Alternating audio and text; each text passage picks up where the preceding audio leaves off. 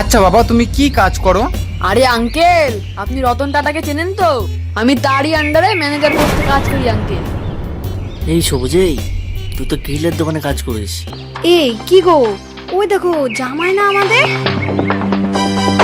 হ্যাঁ, জামাই তো। আরে শ্বশুর মশাই তো, এবার মনে হয় শ্বশুর মশাইয়ের কাছে ধরা পড়ে যাব। কি করি কি করি? হ্যাঁ, আরে এটা তো আমাদের জামাই না, ওইটা তো একটা ল্যাংড়া।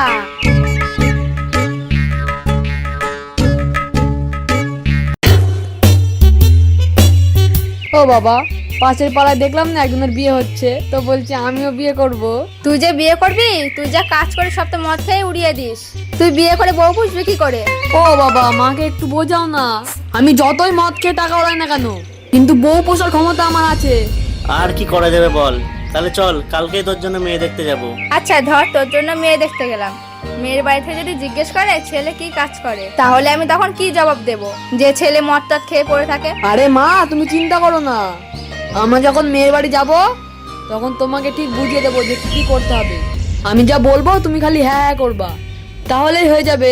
শোন সবুজ, সবই তো বুঝলাম, কিন্তু পরে গিয়ে কোনো অসুবিধা হবে না তো? আরে না না বাবা, আমি পরে ঠিক সামলে নেবো। আচ্ছা বাবু, ঠিক আছে, যা, পরশুদিনই তোর জন্য মেয়ে দেখতে যাব।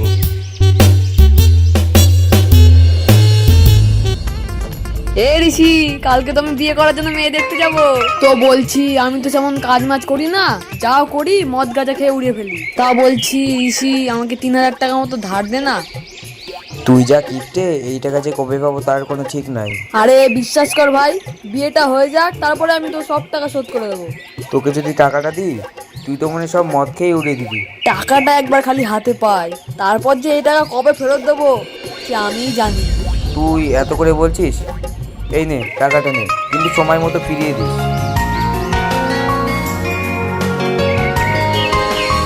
বাবা, এই যে মেয়ের বাড়ির সামনে চলে এসেছি।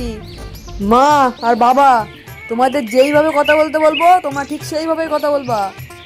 শোন সবুজ, আমাদের তো বাড়ি ঘরের অবস্থা ভালো না, এই মেয়ে বিয়ে দেবে তো? আরে মা, তুমি চুপ করো, এমন এমন কথা বলবো না, মেয়েকে বিয়ে দিতে বাধ্য হবে বাপ মা।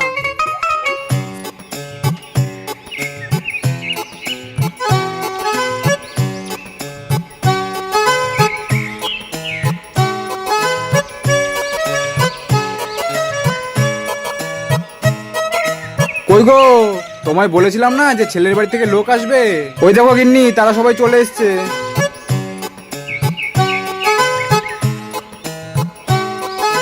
এই কি গো, তাদের জন্য একটু জল খাবারের ব্যবস্থা করো। হ্যাঁ হ্যাঁ, এই তো করছি।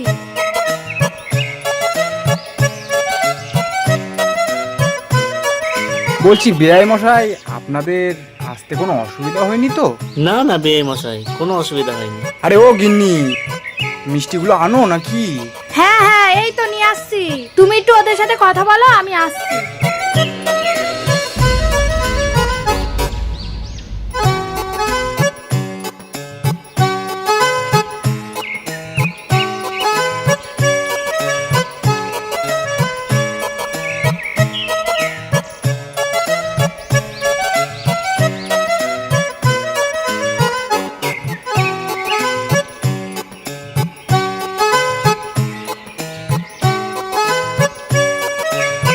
ও বেয়ে মশাই, এবার মেয়েকে নিয়ে আসুন, মেয়েকে একটু দেখি। হ্যাঁ, আনছি আনছি। আরে কোথায় গো, মেয়েকে নিয়ে আসো নাকি? ওরা কখন থেকে বসে আছে, তাড়াতাড়ি নিয়ে আসো।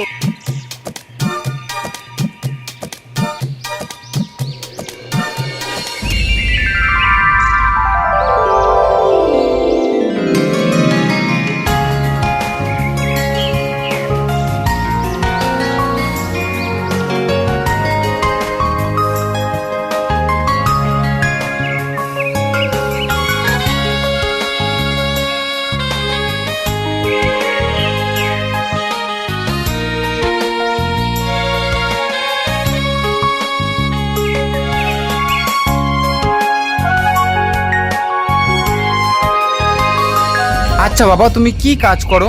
আরে আঙ্কেল, আপনি রতন টাটাকে চেনেন তো? আমি তারই আন্ডারে ম্যানেজার পোস্টে কাজ করি আঙ্কেল। বাবা, বলো কি, তুমি রতন টাটার আন্ডারে কাজ করো, তাও আবার ম্যানেজারের পোস্টিং এ?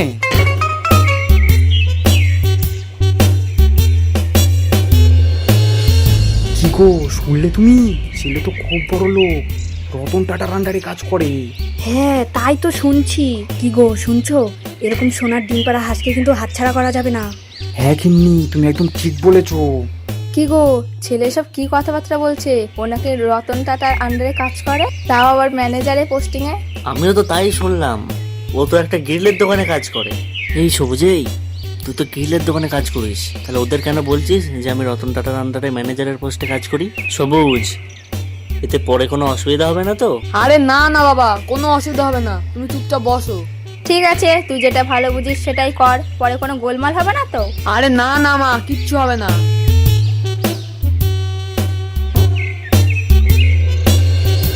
কি গো, তাহলে বিয়ের কথাটা ফাইনাল করে দেই তো? বিয়াই, আপনাদের বাড়িঘরটা দেখলাম, এবার আমাদের বাড়ি চলুন, একদিন আমাদের বাড়িঘরটা দেখে আসবেন। হ্যাঁ হ্যাঁ, নিশ্চয়ই দেখতে যাব, কেন যাব না? মেয়ের বিয়ে দেব, আবার ছেলের বাড়িঘর দেখবো না, তা কি হয়? নিশ্চয়ই দেখতে যাব। আচ্ছা বিয়াই মশাই, তাহলে এবার বিয়ের কথাটা ফাইনাল করা যাক। হ্যাঁ, তাহলে আপনি একটা ভালো তারিখ দেখুন। তাহলে ওই ভাদ্র মাসের 20 তারিখের দিকেই বিয়ের ডেট ফাইনাল করা যাক নাকি? কি গো গিন্নি, তাহলে এই তারিখটাই ফাইনাল করা যাক নাকি? কি বলো তুমি? হ্যাঁ হ্যাঁ, এইসব জিনিস হাতছাড়া করা যাবে না, যত তাড়াতাড়ি পারা যায়। ঠিক আছে তাহলে বেআই মশাই, তাহলে ওই তারিখটাই ফাইনাল থাকলো। এখন তাহলে আমরা উঠি। হ্যাঁ হ্যাঁ, সাবধানে যাবেন।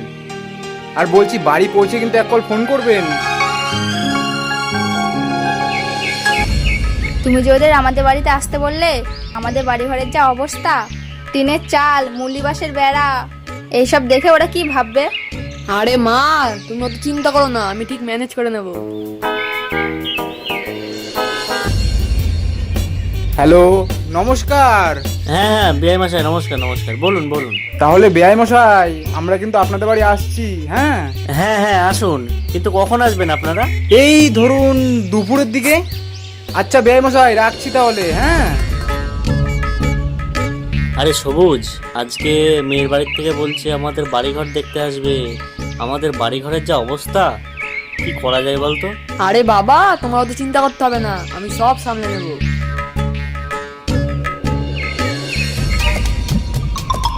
এ দীপ, দীপ, এ ভাই, বলছি তুই আমাকে একটা সাহায্য করতে পারবি? কি সাহায্য রে ভাই? শোন ভাই, তুই তো জানিস আমাদের বাড়ি ঘরের কি অবস্থা। আর এই 2 দিন আগে আমি মেয়ের বাড়িতে মেয়ে দেখতে গেছিলাম, আর তাদের বাড়িতে গিয়ে আমি অনেক বড় লোকই চাল চলে এসেছি। আর ওদের বাড়িতে বলে এসেছি যে আমার অনেক বাড়ি, আমার অনেক টাকা পয়সা। আর আমি ওখানে বলেছি যে আমি রতন টাটার আন্ডারে ম্যানেজারের পোস্টে কাজ করি। তুই এসব কি বলছিস ভাই? আমি তো কিছুই বুঝছি না। আরে তোর অত কিছু বুঝতে হবে না, আমি তোকে যা বলবো তাই শোন। তো বল, কি বলবি? আর বলছি যে আজকে মেয়ের বাড়ি থেকে আমাকে দেখতে আসবে, তুই কি তোর বাড়িটা ওদের একটু দেখাতে দিবি? কি আর বলবো ভাই, তুই তো আমার ছোটবেলাকার বন্ধু। ঠিক আছে, তুই আমার বাড়ি ঘরটা দেখাস। হ্যাঁ ভাই, তোকে যে কি বললে ধন্যবাদ দেবো, তুই আমাকে অনেক বড় বিপদ থেকে বাঁচিয়েছিস। আরে ঠিক আছে, ওসব কথা বাদ দে। তাহলে শোন ভাই, ওরা দুপুরের দিকে আসবে, তুই একটু ম্যানেজ করে নিস। আমি তাহলে বাবা মাকে নিয়ে আসি এখন। হ্যাঁ চলে আয় তাহলে।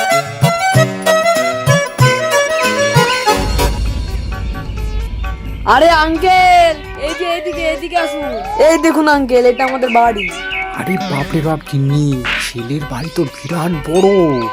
ঠিকই বলেছো তুমি, ছেলে তো ভীষণ বড় লোক। আরে আঙ্কেল, আসুন আসুন, ভেতরে আসুন। আরে মা, এই দেখো ওরা চলে এসছে। মা, তাহলে একটু জল খাবারের ব্যবস্থা করো নাকি? এই তো বাবা, ওদের বসতে বল, আমি নিয়ে আসছি।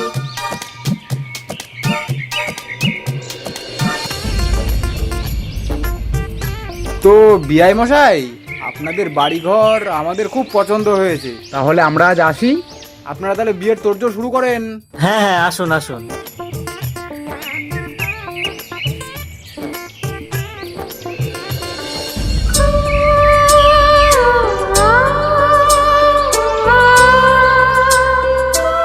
আরে রুকসানা, আমি আর তোর মা গেছিলাম ছেলের বাড়িতে, ছেলের বাড়িঘর দেখতে। গিয়ে দেখি তো পুরো একদম রাজপ্রাসাদ। তো মা, তুই বিয়েতে রাজি তো? তোমরা রাজি থাকলে আমিও রাজি। আমরা তো জানি মা যে তুই এই কথাই বলবি।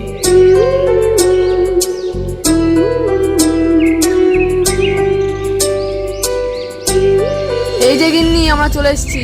কি ব্যাপার, বাবা মা যে বললো তোমাদের বাড়ি নাকি পুরো রাজপ্রাসাদের মতো, তা এই বাড়ি কেন? আরে আমি তো তোমাকে এই কথাটা বলতে ভুলেই গেছিলাম, আমাদের মধ্যে একটা নিয়ম আছে যে বিয়ের 1 বছর মামার বাড়িতে থাকতে হয়। ও তাই নাকি? এই কথা তো আমি আগে শুনিনি। আরে ওইসব আর শুনতে হবে না, চলো চলো ঘরে চলো।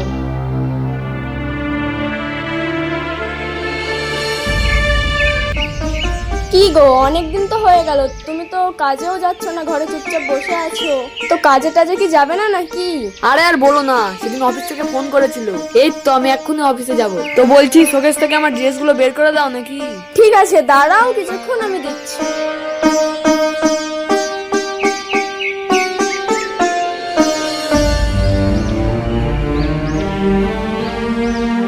কি গো গিন্নি, 10 থেকে 15 দিন হয়ে গেল মেয়ের বিয়ে হলো, এখনো তোরা আসছে না। চলো আমি আর তুমি আজকে ঘুরে আসি ওদের বাড়ি থেকে। ঠিকই বলেছো তুমি, এখন অষ্টমঙ্গলাতেও আসলো না, একটা কিরকম চিন্তা লাগছে। চলো তাহলে একটু ঘুরেই আসা যাক। কই গো গিন্নি, রেডি হও, চলো তাড়াতাড়ি বেরোই। হ্যাঁ চলো, আমি রেডি।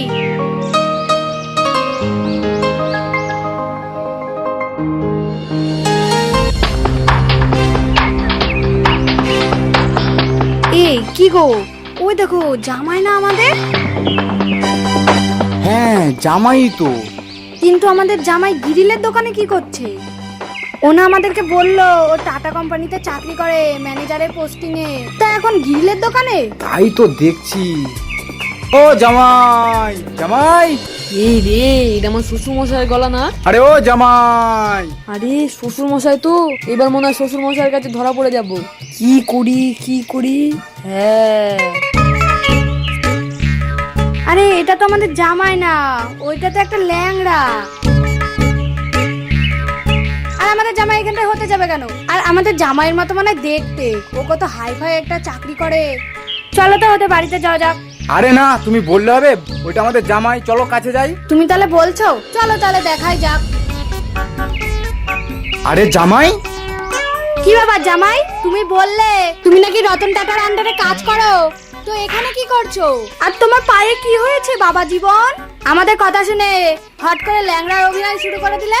শোনো জামাই, তুমি যে আমার সাথে কি বড় একটা ধাপ্পাবাজি করলে, এর কোনো ক্ষমা নেই।